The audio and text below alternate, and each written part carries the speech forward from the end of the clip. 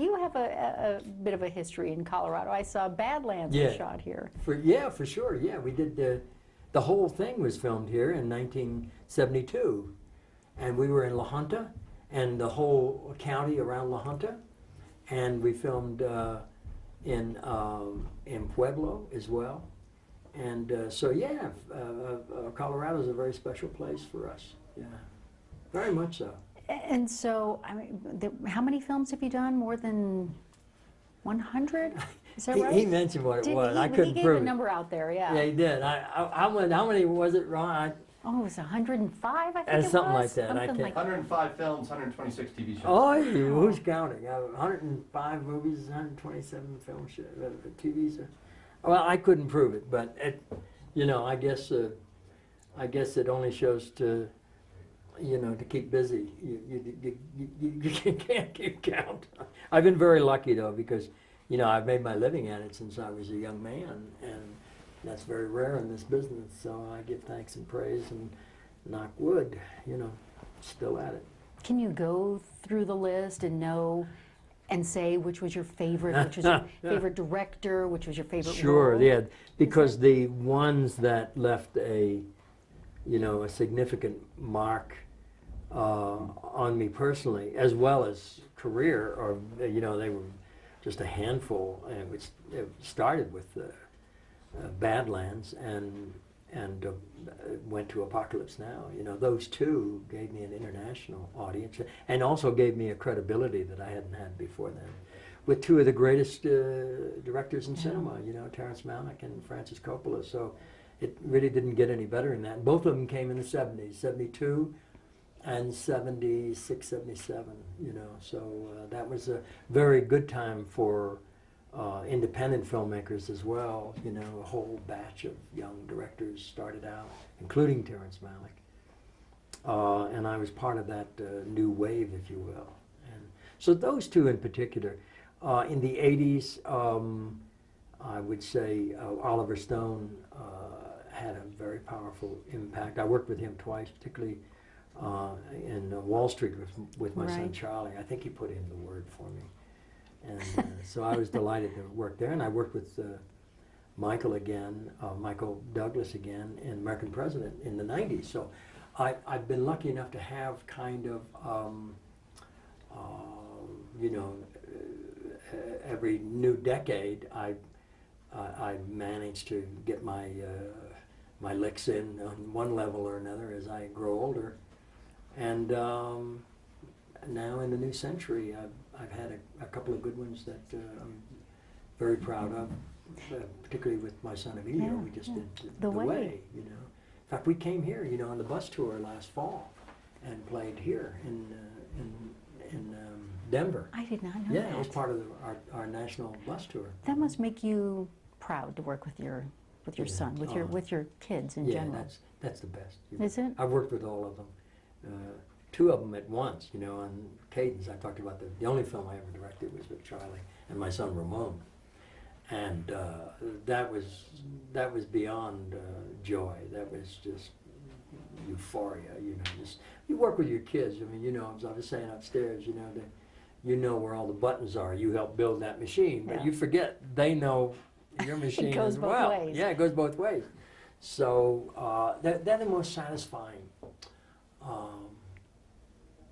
experiences to work with your kids, really. And then the Way, was that sort of paying homage to your family? Is that how you would describe that? The film has been called it's a film that was inspired by a grandson, dedicated to a grandfather, and created by the father and son in between. So it's really 4 generations of males, as males, that came together and reflected our whole heritage. You know, my father was a Gallego. He was born in a little village called Palas Rubias in Salta Revolta, which is not far from Santiago. So I grew up kind of knowing and having this sense of you know, kind of a heroic image someday of doing the Camino. You know, I never dreamed I'd film it. You know? Yeah. And we were the only ones to ever do a dramatic film. We're the only production they ever allowed to film inside the cathedral in Santiago de Compostela. Yeah, They were very reticent, and rightly so. You know, they didn't know what we were doing, but Emilio said he'd change the script, do whatever. And we assured them that we were, two of us were practicing Catholics, and we revered the church and the Camino and the culture, the Spanish culture. And they let us in 48 hours before we got there. It was very touch and go. Special. And the moments we filmed in the cathedral, they could only give us 3 hours total, inside.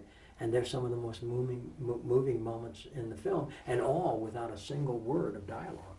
It's so powerful, the ending sequences of the way, So working with Emilio and knowing each other as you do, I imagine kind of like working with your spouse where you have moments where you fight also? Oh yeah, you have to have disagreement. If I didn't disagree with him on certain aspects of the character, he wouldn't be as confident, of his interpretation. So yeah, we had that. I'm a very gregarious kind of a guy. I love to work and I love to have a good time, and I love people. So I was in my element. And when I would do that on camera as the character, he'd say, no, Pop, you play this guy, this very conservative guy. He's a Republican, for God's sakes. He'd never vote for Jeb Bartlett, and you don't speak Spanish, your character. I said, well, I live in California. The character lives in California. No. He wouldn't even know any people that spoke Spanish. He's a professional. He belongs to an exclusive country club. He's not you.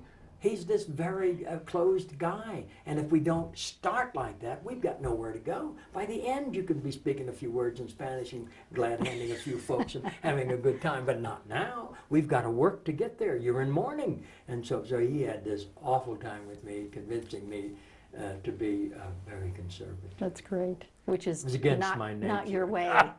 So talk But he about was that, quite right. The activism then that you're able to do as part of being an actor. Well, in actual fact, while during the 60s I was politically aware, but I was not really involved. I was more involved in career and family at that time. I didn't become active until the 80s. I wasn't arrested for civil disobedience or any kind of nonviolent demonstration until the 80s. And then it became kind of almost a personal kind of a quest for me, because I believed in certain things, and the country was moving so far to the right. This would have been during the Reagan administration, whom I thought had great heart, but he was so conservative, and he wasn't really paying attention to a lot of the problems in the country. And so I began to become involved with the Contra War in Nicaragua. I opposed it, and I went there and spoke against it. And it was very dicey at that time, because there was so little information in the general population. They just assumed it was a national security issue and that we ought to keep our nose out of it. But we knew a lot that needed to be exposed, and we did. There were a lot of activists who were involved in the issue. So that was part of it. And then homelessness, it's just awful. People, were tripping over people on the streets of the Capitol and not paying any attention. And so I got involved with that. So, we got to draw some attention to the people at the bottom of the rung, This is what the recent Occupy movement has done. It's made the whole nation more aware of how the great distance there is between rich and poor, and that most of us are a part of the 99, but those of us who are conscious and are fortunate enough to be part of the 1% have got to become aware of it and do our share, So I haven't had any effect. Nothing changed. I didn't anticipate that it would. I did it for myself. You do it because you cannot not do it. And be yourself, We're called to live an honest life. And we're the only ones that know, I talked earlier about, I think one of the most difficult problems for people today, particularly young people, is peer pressure, this idea of wanting to be part of something and at the same time wanting to be yourself. And that's where people really form so much of their character, you know, when it's costly to step out against, you know, your colleagues or your parents or your Sure. community, you know, that's when you really get courageous, and it's costly, but that's how you get strong as well, when you're able to stand on your own. So how then do you, I mean, I don't want to ask an uncomfortable question, but then your relationship then with Charlie, because of course everyone wants to know about Charlie, and then, you know, as you talk about dealing with peers and pressures and so forth. I talked a little bit about Charlie before. Yeah. Upstairs, people were asking questions about him. You know, Charlie had a almost instant public life. You know, he was playing baseball and suddenly was thrown off the team because he wasn't doing his lessons. And the next thing I knew, he was starring in a movie. Wow. He went out on the very first interview and got the job, a starring role in a major movie. I thought, wow, this is just unprecedented. And so he's been pulled from us since he was 17 years old, you know? And to get access to him became more and more difficult because he became so independent and so powerful. So his you know, his problems became public as well. And our trying to help him became more and more difficult. We did several interventions that were known, I suppose. But you know, he still struggles with a lot of demons and a lot of unresolved parts to his character that didn't get a chance to develop because suddenly he's an international celebrity before he was an adult, you know, and it took a severe toll on him, and there were influences on him that were stronger than ours, and we couldn't get to him. You know, he had a lot of sycophants and a lot of people around him that were ill-advising him on every conceivable level. And it was harder and harder for us to have an influencer and even have an audience with him. So, you know, I mean, you know, considering what he's been through, he's extraordinary and heroic, you know. He has the greatest heart of anyone I have ever met, still today. The compassion, the level of concern for his fellow man, and his absolute, you know, generosity to not just his family, but to friends and people that I have seen that he's pulled up and rescued over the years. It's just made me enormously proud. And he never says anything about it. And that's wonderful to hear that as a parent, because I mean, well, I have grown children. I know, you know, you watch them make mistakes, and that's probably the hard, or at least the hardest part for you to watch that. It's very difficult and very painful. You know, I likened it to how a parent might feel watching their child on an athletic field and they get slammed. You know, the parent feels that. You know, everything. There's nothing you can do to protect them from that. But we have tried to be there for him. And, you know, he's been there for us. You know, he rescued us on the way. You said he put some money into it, right? Yeah. He pulled us out at a very critical time when we were floundering. We couldn't finish the film. We didn't have enough dough to finish the film. And he jumped right in without hesitation. Just one phone call and we were covered. And that's the way he's always been. He's always backed us up. And, you know, he struggles with his own demons in ways that are deeply personal and painful very often. But he's still available to us and his family, you know, and he is a great blessing. I adore him, and I just try to hold him as close as I can to my heart. That's wonderful. You have 4 children who ended up in the business. Do you have regrets about that? What do you think about that? Well, there wasn't much I could do about it. It wasn't, you know, it wasn't something I planned, you know. We always thought that it would have been good if they'd gotten an education. Emilio was very interested in the environment when he was in high school. We thought he was planning to go to college, you know, and study environmental science. And then he got interested in the business. He got the bug. Mm-hmm. Yeah, but you know, it's a deeply personal energy, isn't it? I mean, it's something you can't define. It's a great mystery. Why some kids end up, you know, doing something that you couldn't imagine them doing, and others end up doing the thing you want them to do, and you just there's no rhyme or reason. It is all such a wondrous mystery. You know, it's really out of our control. You can have an influence over your child and hope that they might follow your direction, but you can't count on it.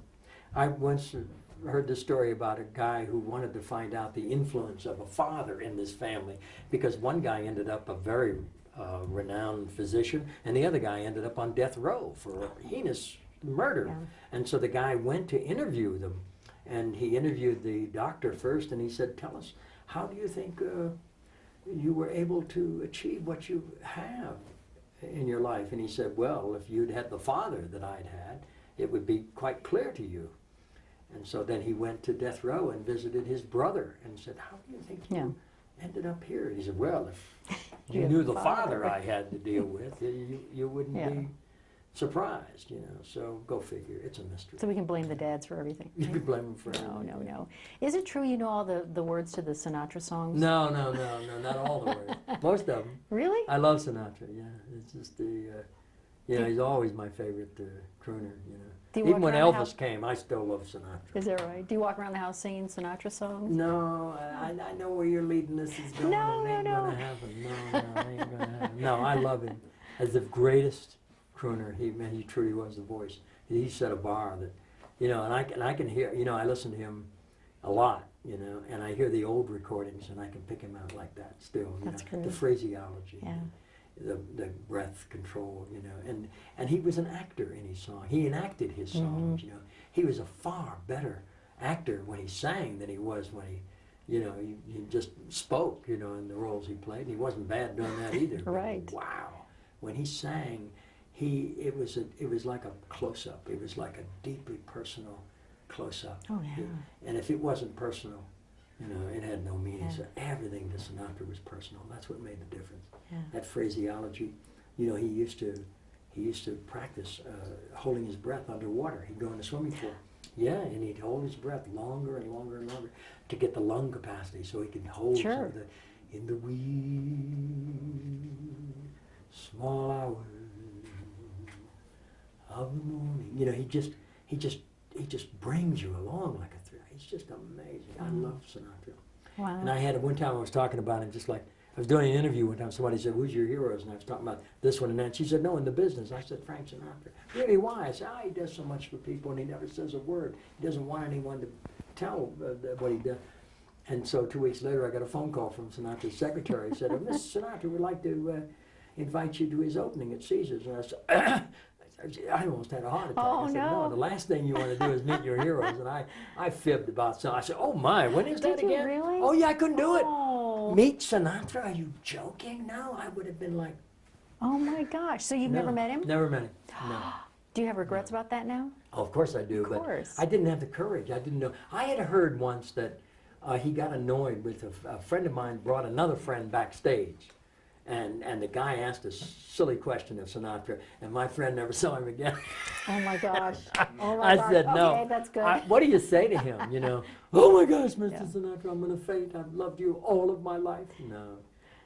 I just, you know, the person that was interviewing me knew him very well, but I didn't know it. Yeah. You know, that knew him. She was a Hollywood star, and she was doing a talk show. She was talking to all her friends, trying to get it started, you know. So I was one of a bunch. It never got on the air, but I didn't realize she was Sinatra confidant. Yeah. Otherwise, I wouldn't have said anything. Exactly. Never would have said anything. So I know they're telling me to wrap up, but I just have one quick question, because this is leading up to Oscar coverage, which is on our TV station in Denver. So do you watch movies? Do you have a best, love movies, best pick for this year? This year? Yes. Oh gosh, yeah, I love very much The Descendants. Yeah, I love that movie. George is terrific. I have not seen most. I didn't see the Help. I didn't see The Artist. The Artist. I haven't seen that. Ooh. I haven't seen any of the nominated pictures. I've seen The Lady, the Iron Lady. Is that you know Meryl Streep? Whoa. Right. The girl that played Marilyn. I thought, wow, that's something. I wouldn't be surprised if she wins. You know, I don't know her name, but she was terrific. I don't either. I'm sorry. I do news. I don't do entertainment, so I'm. But I'm I wouldn't be a bad bit with surprised if if the Descendants wins. It's such an American story, and it just has a. And he's just really. He's so vulnerable, and he's so disarming an actor. I love to watch him work. I'm a big fan of him, and he has such a self-effacement about himself, about his work. You know. Have you ever worked with him? No, I'm going to work with him on March the 3rd. We're doing a play Oh, I saw about that, yes. the Proposition 8 trial. He and I are playing two of the lawyers. But you've I met him. I met him once, Yeah. yeah, and I was very impressed with him. And I'd love to work with him. You know, I'd love to do a show with him. He's a wonderful director as well. You know, so. But I like his politics, and his talent is very special, and his sense of humor, and his face of, is that a term? Effacement? I don't know. I don't know. He's very self-effacing. He's very funny. So Well, so are you, and you're so kind to Well, take time with us. We really appreciate takes it. one to know one. Now I'm late for the plane, and I got you to blame. Oh, no, You can see that more people Okay. start getting I'm this. sorry, I know. We gotta go. We gotta go. Can we get a quick picture with you? That's extra. Okay. Oh, how much?